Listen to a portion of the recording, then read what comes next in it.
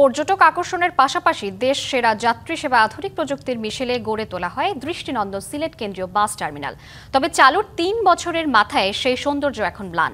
ধুঁকছে প্রযুক্তিগত সুযোগ সুবিধাও। অভিযোগ, ইজারাদার ও নগর কর্তৃপক্ষের অবহেলা ও তদারকির অভাবে নষ্ট হচ্ছে রাষ্ট্রের সম্পদ। যদিও অনিয়মের দায় না নিয়ে একে অপরকে দুষছে দুই কর্তৃপক্ষ।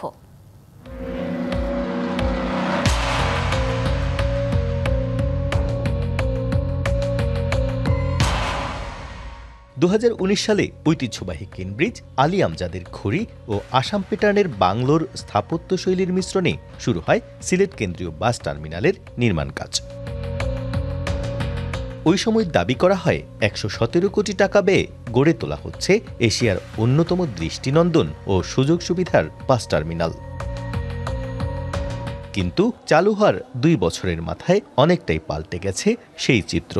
টার্মিনালের বেশিরভাগ দেয়াল ছেয়ে গেছে পোস্টার, স্টিকার ও ময়লায়।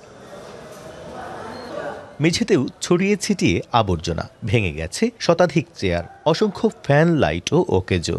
নষ্ট হয়ে গেছে বেশ কিছু সিসি ক্যামেরাও। কোথাও ফ্লোর জুড়ে মাসের পর মাস ধরে জমে আছে পশু পাখির মলমূত্র। ভেঙে পড়েছে কয়েকটি ড্রেনের ইস্পাতের ঢাকনা। কিন্তু এত কিছুর পরও যেন এসব দেখার কেউ নেই। বানাইছে টার্মিনালটা সুন্দর, যাত্রী বসবে, এখানে যাত্রী সকল বসতে পারে না, গাড়ি স্টাফ সকল বসে, সিট মুট ভাঙ্গা।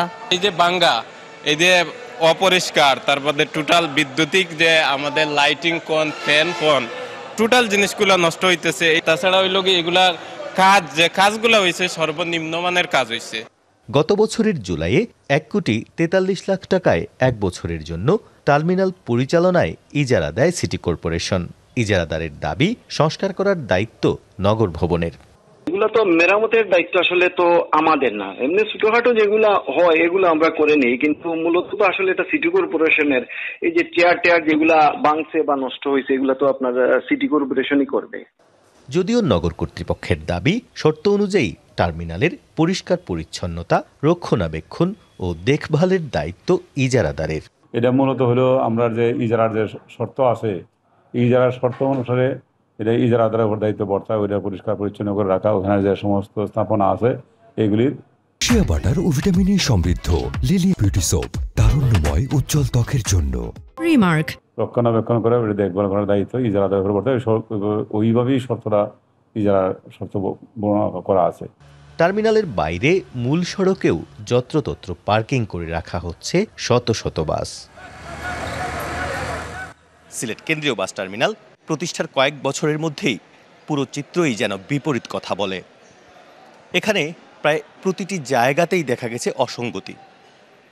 যাত্রী এবং সাধারণ মানুষের দাবি, এই দৃষ্টিনন্দন বাস টার্মিনালটি যথাযথভাবে সংস্কার এবং সংরক্ষণ করা হোক।